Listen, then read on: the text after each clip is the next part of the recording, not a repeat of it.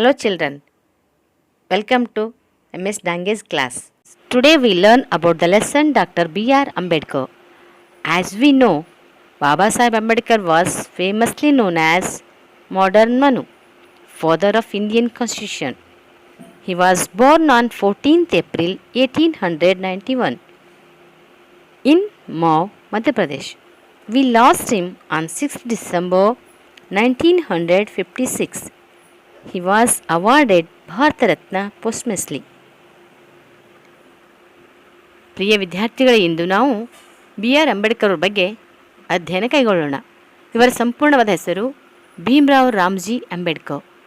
ಇವರ ಸಂಕ್ಷಿಪ್ತ ಅಥವಾ ನಿಕ್ ನೇಮ್ ಅಂತ ಕರಿತೀವಲ್ಲ, ಆ ಹೆಸರು ಬಾಬಾ ಸಾಹೇಬ್ ಅಥವಾ ಭೀಮ್ ಎಂದು ಕರೆಯುವರು. ಇವರು jurist, social reformer, politician and economist.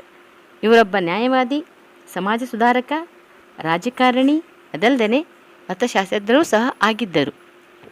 ಇವರ ಜನ್ಮಸ್ಥಳ ಮಾವ್, ಅಂದರೆ ಭಾರತದ ಮಧ್ಯಪ್ರದೇಶ ರಾಜ್ಯದ ಮಾವ್ ಎಂಬಲ್ಲಿ ಜನಿಸಿದರು. ಇವರಿಗೆ ಭಾರತ ರತ್ನ ಪ್ರಶಸ್ತಿ ಸಿಕ್ಕಿದ್ದು 1990, ಅಂದರೆ ಮರಣಾನಂತರ ಇವರಿಗೆ ಭಾರತ ರತ್ನ ಪ್ರಶಸ್ತಿ ದೊರಕಿತು. ಇನ್ನು ನಾವು ಆತನ ಬಗ್ಗೆ ತಿಳಿದುಕೊಳ್ಳೋಣ. Shri R Venkataraman. His full name is Ramaswamy Venkataraman. He was an Indian lawyer, Indian independence activist and a politician who served as Union Minister and as the 8th President of India. Venkataraman was born in Rajamadam village in Tanjavur district, Madras Presidency. R Venkataraman ಅವರ ಸಂಪೂರ್ಣವಾದ ಹೆಸರು ರಾಮಸ್ವಾಮಿ ವೆಂಕಟರಾಮನ್. ಇವರು ಜನಿಸಿದ್ದು ರಾಜಮದಮ್ನಲ್ಲೇ 4ನೇ December 1910. ಇವರು ನಮ್ಮನ್ನು ಅಗಲಿದ್ದು ಜನವರಿ 27, 2009. ಇವರ presidential term ಅಂದರೆ ಅವರ ಅಧಿಕಾರದ ಅವಧಿ, ರಾಷ್ಟ್ರಪತಿಯಾಗಿ ಅಧಿಕಾರದ ಅವಧಿ 25 ಜುಲೈ 1987ರಿಂದ 25 ಜುಲೈ 1992ರವರೆಗೆ. He was the member of Indian National Congress. His books are My Presidential Years, R. Venkataraman, A Centenary Tribute, Reflections of a Statesman's Selected Post-Presidential Speeches of R. Venkataraman, former President of India. He studied in Dr. Ambedkar Government Law College, National College and University of Madras and Loyal College. ಇವರು doctor B R Ambedkar ಸರ್ಕಾರಿ ಕಾಲೇಜಿನಲ್ಲಿ ಓದಿ ಅವರ ಬಗ್ಗೆ ಬರೆಯುವಂಥ ಕೌಶಲ್ಯ, ಸ್ಫೂರ್ತಿ ಅಂಬೇಡ್ಕರಿಂದಲೇ ಪಡೆದದ್ದು. ಇನ್ನು ಅಂಬೇಡ್ಕರ್ರ ಬಾಲ್ಯ ಜೀವನ ಅಂದರೆ ವಿದ್ಯಾರ್ಥಿ ಜೀವನವನ್ನು ನೋಡಿದಾಗ, during his students days Ambedkar was voracious reader. He had insatiable thirst for books. He bought books by curtailing his daily needs. He bought 2000 old books in New York. It is recorded that at that time of second round table conference in London, he bought so many books that had sent to India in 32 bucks. Ambedkar ವಿದ್ಯಾರ್ಥಿ ಜೀವನ ನಿಮ್ಮಂತೆ ಅವರ ವಿದ್ಯಾರ್ಥಿ ಜೀವನವನ್ನು ಗಮನಿಸಿದಾಗ ಅಂಬೇಡ್ಕರ್ ಅವರಿಗೆ ಓದುವ ಹವ್ಯಾಸ ಬಹಳವಾಗಿತ್ತು ಅಂತ. ವೆರೋಸಿಯಸ್ ಮೀನ್ಸ್ ಅತಿಯಾದಂತಹ ಆಸೆ, ಅಪಾರವಾದಂತಹ ಓದುವ ಹವ್ಯಾಸವಾಗಿತ್ತು ಅಂತ. ಹ್ಯಾಡ್ ಇನ್ಸ್ಯಾಟಿಬಲ್ ಥರ್ಸ್ಟ್ ಫಾರ್ ಬುಕ್ಸ್, ತಣಿಸಲಾಗದಂತ ಅರ್ಥ. ಇನ್ಸ್ಯಾಟಿಬಲ್ ಮೀನ್ಸ್ ತಣಿಸಲಾಗದ, ತೃಪ್ತಿಗೊಳಿಸಲಾಗದಂಥ ಓದುವಂಥ ಹವ್ಯಾಸಷ್ಟಾಗಿತ್ತು ಅಂತ. ಹಾಗಾಗಿ ಇವರು he bought books by curtailing his daily needs, ತಮ್ಮ ದಿನನಿತ್ಯದ ಅವಶ್ಯಕತೆಯನ್ನು ಮೊಟಕುಗೊಳಿಸಿ ಅಂದರೆ ಕಟ್ ಮಾಡಿಕೊಂಡು ಹಲವಾರು ಪುಸ್ತಕವನ್ನು ಕೊಂಡ್ಕೊಳ್ತಾ ಇದ್ರು. ಹಿ ಬಾಟ್ 2000 ಓಲ್ಡ್ ಬುಕ್ಸ್ ಇನ್ ನ್ಯೂಯಾರ್ಕ್ನಲ್ಲಿದ್ದಾಗ ಸುಮಾರು 2000 ಪುಸ್ತಕನ ಕೊಂಡ್ಕೊಂಡ್ರು. ಅದು ಅಂದಿನ 2ನೇ ದುಂಡು ಮೇಜಿನ ಅಧಿವೇಶನದಲ್ಲಿ ಅಂದರೆ ಸಮ್ಮೇಳನದಲ್ಲಿ ರೆಕಾರ್ಡ್ ಆಗಿತ್ತು, ವರದಿಯಾಗಿತ್ತು ಅಂತ ಅರ್ಥ. ಹಿ ಬಾಟ್ ಸೋ ಮೆನಿ ಬುಕ್ಸ್, ಇದಲ್ಲದೆ ಹಲವಾರು ಪುಸ್ತಕನ ಕೊಂಡ್ಕೊಳ್ತಾನೇ ಇದ್ದರು. ಆ ಪುಸ್ತಕಗಳನ್ನು ಭಾರತಕ್ಕೆ ಸುಮಾರು 32 ಪೆಟ್ಟಿಗಳ ಮೂಲಕ ಕಳಿಸಿದರು ಅಂತ ಅರ್ಥ. ಇನ್ನು ಇವರು ಪ್ರಭಾವಕ್ಕೆ ಯಾರ್ಯಾರು ಪ್ರಭಾವಕ್ಕೊಳಗಾದರು, ಹೇಗೆ ಮುಂದೆ ಬಂದರು ಅಂತಂದರೆ, it is an important to record here one major influence on doctor Ambedkar. He was drawn to the amendment 14th Amendment of the Constitution of the USA, which gave freedom to the Black Americans. He saw at once the parallel of the situation for the depressed classes in India. On returning home, he came to greatly influenced by the life and work of Mahatma Phule.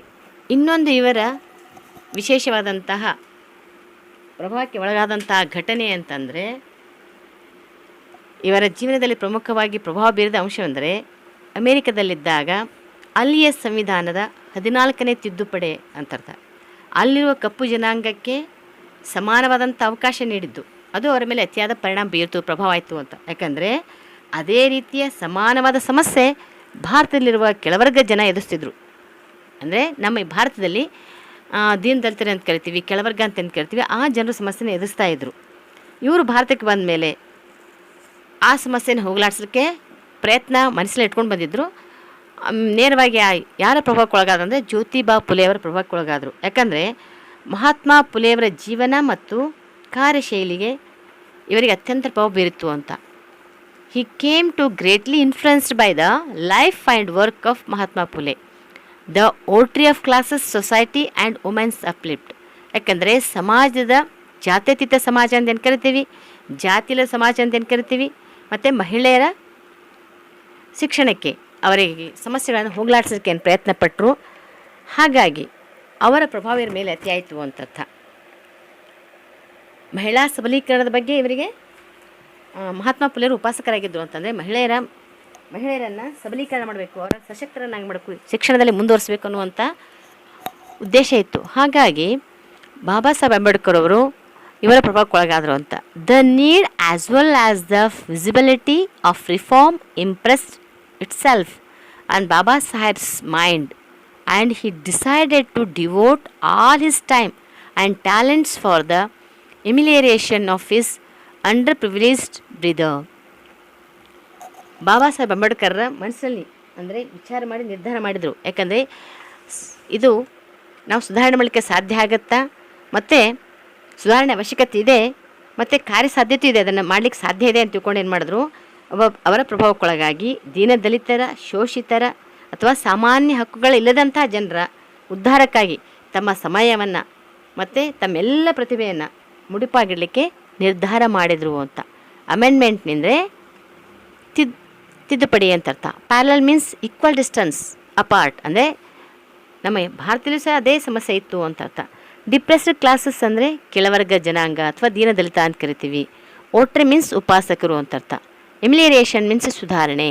ಅಫ್ಲಿಟ್ means to raise someone as something to higher level, ಅಂದರೆ ಕೆಲವರನ್ನು ಮೇಲಕ್ಕೆತ್ತುವುದು. ಯಾರಿಗೇನು ಸಮಸ್ಯೆ ಇದೆ ಆ ಸಮಸ್ಯೆಯನ್ನು ಹೋಗಲಾಡಿಸಿ ನಾವು ಅವ್ರನ್ನ ಮೇಲಕ್ಕೆತ್ತುವುದು ಅಂತ ಅರ್ಥ. Devote means commit oneself ಅಂತ ಅರ್ಥ. ಈ ರೀತಿಯಾಗಿ ಬಾಬಾ ಸಾಹೇಬ್ ಅಂಬೇಡ್ಕರ್ ಅವರು 14ನೇ ತಿದ್ದುಪಡಿ ಮತ್ತು ಫುಲೆಯವರ ಪ್ರಭಾವಕ್ಕೊಳಗಾಗಿ ತಮ್ಮನ್ನು ತಾವು ಸಮರ್ಪಣೆ ಮಾಡಿಕೊಂಡ್ರು ಅಂತ ಹೇಳ್ಬೋದು. ಹಾಗಾಗಿ ಅವ್ರು ಏನು ಮಾಡಿದ್ರು ಅಂದರೆ, ಹಿ ಸ್ಟಾರ್ಟೆಡ್ ನ್ಯೂಸ್ ಪೇಪರ್ಸ್, ಪತ್ರಿಕೆಗಳನ್ನು ಹುಟ್ಟು ಹಾಕಿದ್ರು ಅಂತ ಅರ್ಥ. ಯಾವ ಪತ್ರಿಕೆಗಳಂದರೆ, ದೀಸ್ ಆರ್ ಮೂಕನಾಯಕ, ಬಹಿಷ್ಕೃತ ಭಾರತ ಮತ್ತು ಸಮತಾ, ದ ಎಕ್ರಾನಿಮ್ ಆಫ್ MBBS. ಅಂದರೆ ನಿಮ್ಮ ಶಾರ್ಟ್ ಫಾರ್ಮ್ ಮಾಡಿದ್ರೆ, ಸಂಕ್ಷಿಪ್ತ ರೂಪ ಮಾಡಿದ್ರೆ ಈಸಿಗೆ ನೆನಪಿನಲ್ಲಿ ಉಳಿಯುತ್ತೆ ಅಂತ ಅರ್ಥ. M means Mooknayak, BB means Bahishkrit Bharat, ಮತ್ತು S means Samata. These were recognized as authentic voices of the depressed classes. ಇವೇನಾದವು ಅಂದರೆ ಅಥೆಂಟಿಕ್ ವಾಯ್ಸಸ್, ಅಂದರೆ ಹಕ್ಕಿಂದು, ಸತ್ಯವಾಗಿರುವಂಥ, ಅಧಿಕೃತವಾಗಿರುವಂಥದ್ದು ಅಂತ. ಜನರಿಗೆ ತಮ್ಮದೇ ಆದ ಹಕ್ಕು ಕೊಡಲಿಕ್ಕೆ, ನಾವು ಕೇಳಲಿಕ್ಕೆ ಅನ್ನುವಂಥ ಬಲ ನೀಡಲಿಕ್ಕೆ ಸಾಧ್ಯ ಆಗುತ್ತೆ ಅನ್ನೋ ರೀತಿಯಲ್ಲಿ ಅವರಿಗೆ ಹೆಲ್ಪ್ ಆಯಿತು ಅಂತ. ಹಿ ಆಲ್ಸೋ ಸ್ಟಾರ್ಟೆಡ್, ಇದಲ್ಲದೇ ಅವರು ಇನ್ಸ್ಟಿಟ್ಯೂಷನನ್ನು ಸ್ಟಾರ್ಟ್ ಮಾಡಿದ್ರು ಅಂತ. ಇನ್ಸ್ಟಿಟ್ಯೂಷನ್ಸ್ ಸಚ್ ಆಸ್ ದ ಹಿತಕಾರಿಣಿ ಸಭಾ and the independent labour party of India, the economy of HI. These became vehicles of change in the society. ಈ ಎರಡೂ ಪಾರ್ಟಿಗಳ ಮೂಲಕ ಹೊಸದೊಂದು ಅಧ್ಯಯನ ಬರಲಿಕ್ಕೆ ಪ್ರಾರಂಭ ಮಾಡಿದ್ರು ಅಂತ ಅರ್ಥ. ಡ್ಯೂರಿಂಗ್ ದ ಸೇಮ್ ಪೀರಿಯಡ್, ಅದೇ ವೇಳೆಯಲ್ಲಿ ಗಾಂಧೀಜಿಯವರು ಸಹ ಏನು ಮಾಡಿದ್ರು ಅಂದರೆ ಮುಂಚೂಣಿಯಲ್ಲಿದ್ದರು, ಅಂದರೆ ಆದ್ಯ ಪ್ರವರ್ತಕರಾಗಿದ್ದರು ಅಂತ ಅರ್ಥ. ಏನನ್ನು ಮಾಡ್ತಾಯಿದ್ರು ಅವರು ಸಹ ಅಂದರೆ, ಅದೇ ಕೆಳವರ್ಗ ಜನವರನ್ನು ಮೇಲಕ್ಕೆ ಎತ್ತುವುದು, ಅವರ ಸಮಸ್ಯೆಗಳನ್ನು ಹೋಗಲಾಡಿಸೋಕ್ಕೆ ಪ್ರಯತ್ನ ಪಡೋದು, ಅವರಿಗಾಗಿ ಕೆಲಸ ಕಾರ್ಯಗಳನ್ನು ಮಾಡುವಂಥ ಕೆಲಸ ಗಾಂಧೀಜಿಯವರು ಮಾಡ್ತಾಯಿದ್ರು ಅಂತ. During the same period Gandhiji was spearing his epic reform of Indian society which included the uplift of the depressed classes whom Gandhiji had termed Harijanas. ಆವಾಗ ಗಾಂಧೀಜಿ ಏನು ಮಾಡಿದ್ರು, ತುಳಿತಕ್ಕೊಳಗಾದ ಜನವರನ್ನು, ಕೆಳವರ್ಗ ಜನರನ್ನು ಮೇಲಕ್ಕೆತ್ತಲಿಕ್ಕೆ ಪ್ರಯತ್ನ ಪಟ್ಟರು. ಅದಲ್ಲದೆ ಅವರನ್ನು ಹೊಸದಾಗಿ ಏನನ್ನು ಕರೆದ್ರು, ಅವರನ್ನು ಹರಿಯ ಮಕ್ಕಳು ಅಂತ ಕರೆದ್ರು, ಹರಿಜನಾಸ್ ಅಂತ ಕರೆದ್ರು ಅಂತ ಅರ್ಥ. ಎಕ್ರಾನಿಮಿನ್ಸ್ ಸಂಕ್ಷಿಪ್ತ ರೂಪ ಅಂತ. ಪ್ರತಿಯೊಂದು ಶಬ್ದದ ಮೊದಲಕ್ಷರ ತಗೊಂಡು ಹೊಸದನ್ನು ಶಬ್ದ ಕ್ರಿಯೇಟ್ ಮಾಡೋದು ಆದ್ಯಾಕ್ಷರಗಳಿಂದ ಆದಂಥ ಶಬ್ದ ಅಥವಾ ಸಂಕ್ಷಿಪ್ತ ರೂಪ ಅಂತ ಅರ್ಥ.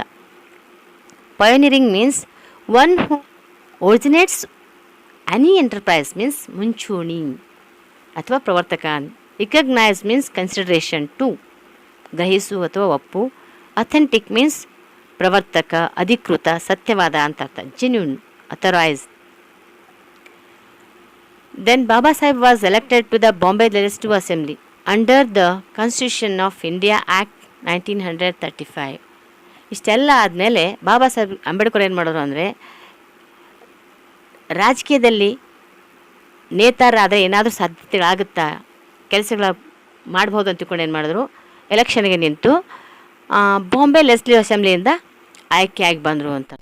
Dr. Ambedkar was afforded an opportunity to save the social philosophy and the dignity of the human beings.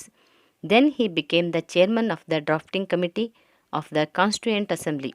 Then he anticipated every conceivable requirement of the new polity, drawing from the examples and the experiences of other nations and the distinctive needs of our own society.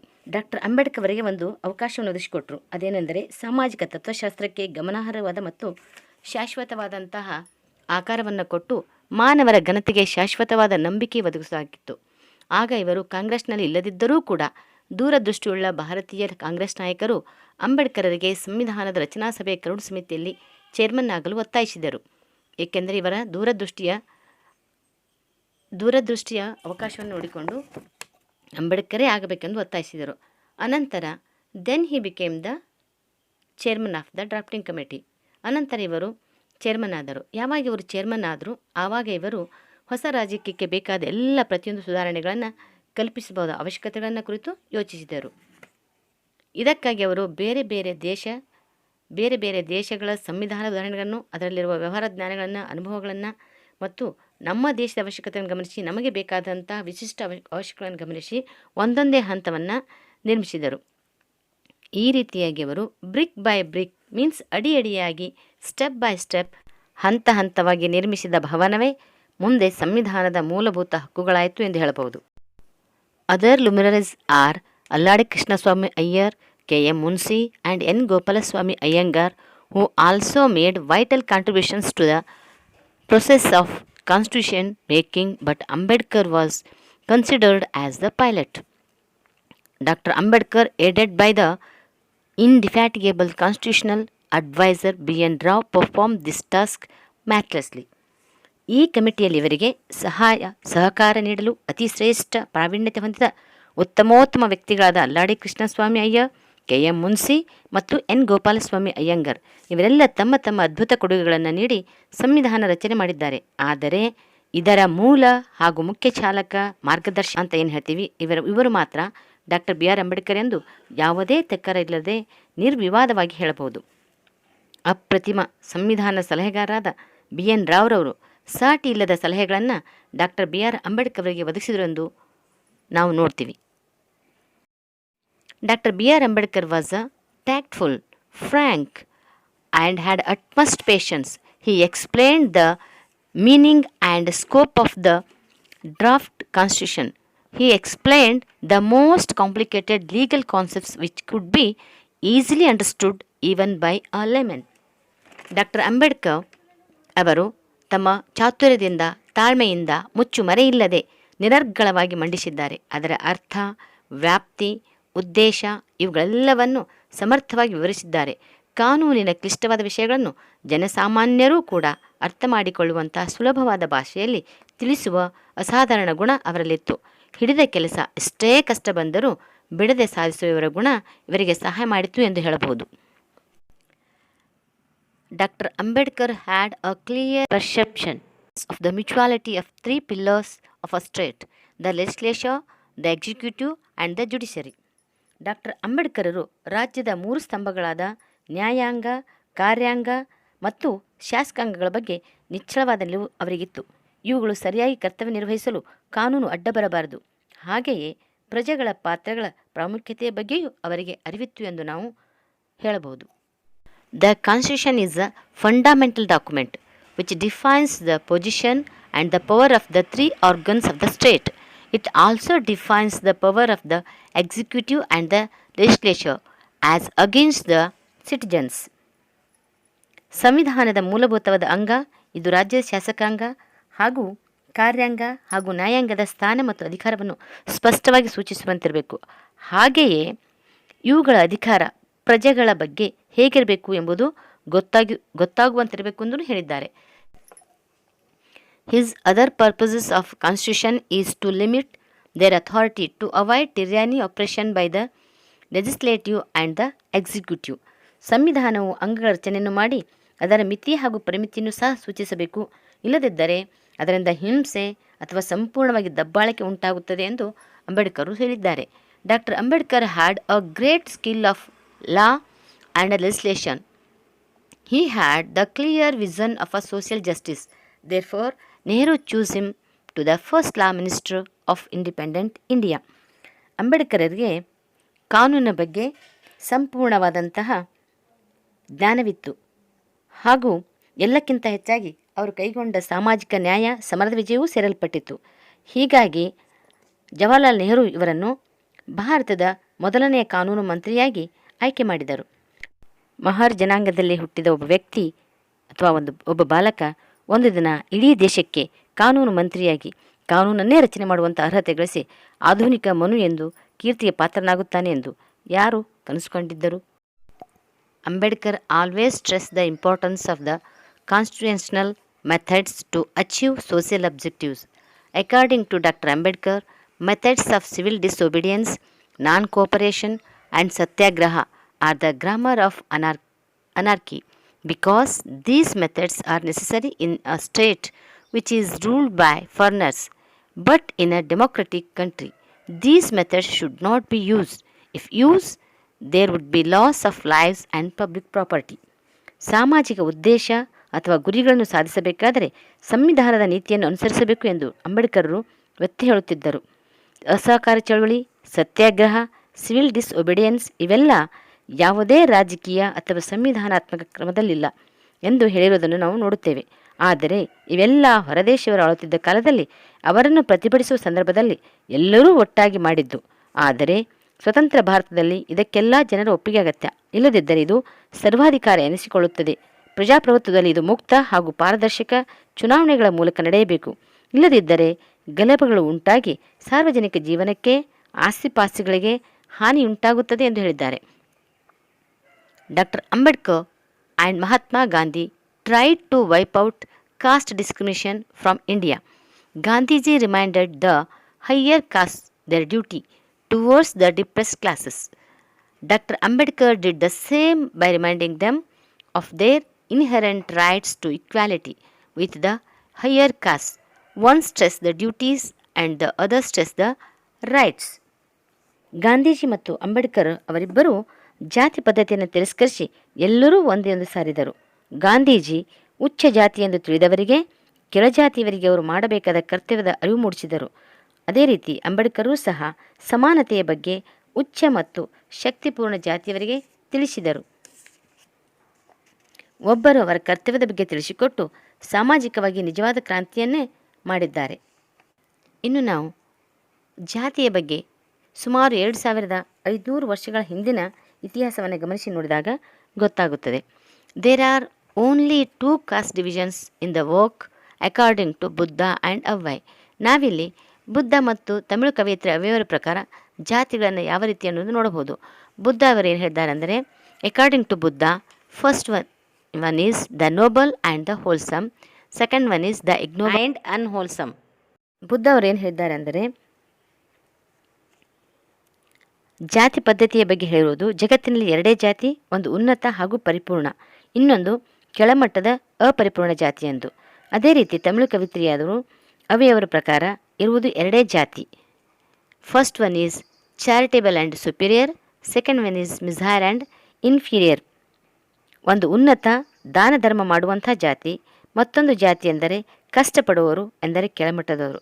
ಭಾರತದ ಸಂಪೂರ್ಣ ಇತಿಹಾಸವನ್ನು ಗಮನಿಸಿ ನೋಡಿದಾಗ ಸಾಧು ಸಂತರು, ಮಹಾತ್ಮರು ಜಾತಿ ಪದ್ಧತಿಯ ಟೊಳ್ಳುತನವನ್ನು ತಿಳಿಸಿದ್ದಾರೆ. ಮನುಷ್ಯರೆಲ್ಲ ಒಂದೇ, ಹುಟ್ಟಿನಿಂದ ಜಾತಿಯ ನಿರ್ಧಾರವಲ್ಲ, ಗುಣದಿಂದ ಎಂದು ಸಾರಿದ್ದಾರೆ. Fine. Doctor Ambedkar passed away in December 1956. Jawaharlal Nehru made a moving reference in the Lok Sabha, describing Baba Saheb as a symbol of revolt.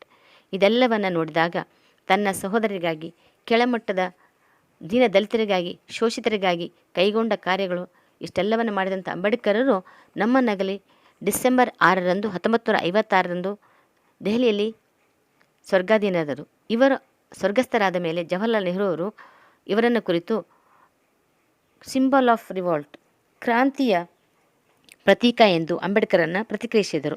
ಇದಲ್ಲದೆ ಇವರು ತೋರಿಸಿದ ದೃಢ ಹಾಗೂ ಅವಿರತ ಪ್ರಯತ್ನ, ವಿಘ್ನಗಳನ್ನು ಲೆಕ್ಕಿಸದೆ ಮುಂದೆ ಹೋಗುವ ಗುಣ, ಇವುಗಳನ್ನು ನಾವೆಲ್ಲ ಪ್ರಶಂಸಿಸಲೇಬೇಕು ಎಂದು ಹೇಳಿದ್ದಾರೆ. ಅವರ ಪ್ರತಿಭಟನೆ ತೊಂದರೆ ಕೊಟ್ಟರೂ ಸಹ ಇವನ್ನೆಲ್ಲ ಅವರು ಮಾಡಿದ್ದು ಪರಿಶಿಷ್ಟ ಜಾತಿಯವರಿಗಾಗಿ, ದೀನ ದಲಿತರಿಗಾಗಿ ಮತ್ತು ಶೋಷಿತರಿಗಾಗಿ, ಬಹಳ ಕಾಲ ಎಲ್ಲ ಅವಕಾಶಗಳನ್ನು ವಂಚಿತರಾದಂಥ ಜನರಿಗಾಗಿ ಇವರು ಮಾಡಿದ್ದು. ಇಂಥವರ ಉದ್ಧಾರಕ್ಕಾಗಿ ಶ್ರಮಿಸಿದ ಇವರು ನಮ್ಮನ್ನಗಲಿದ್ದು ವಿಷಾದನೆ ಎಂದು ಹೇಳಿದ್ದಾರೆ. There can no doubt that the day is not far off when Ambedkar's dream of samata will become a reality. ಬಹಳ ಬೇಗನೆ ಇದನ್ನೆಲ್ಲ ಗಮನಿಸಿದಾಗ ಬಹಳ ಬೇಗನೆ ಬಾಬಾ ಸಾಹೇಬ್ ಅಂಬೇಡ್ಕರ್ ಅವರು ಸಮತಾವಾದದ ಕನಸು ನನಸಾಗುವುದರಲ್ಲಿ ಯಾವುದೇ ಸಂಶಯವಿಲ್ಲವೆಂದು ನಾವು ಅಂಬೇಡ್ಕರ್ರ ಪಾಠವನ್ನು ಗಮನಿಸಿದಾಗ ಗೊತ್ತಾಗುತ್ತದೆ.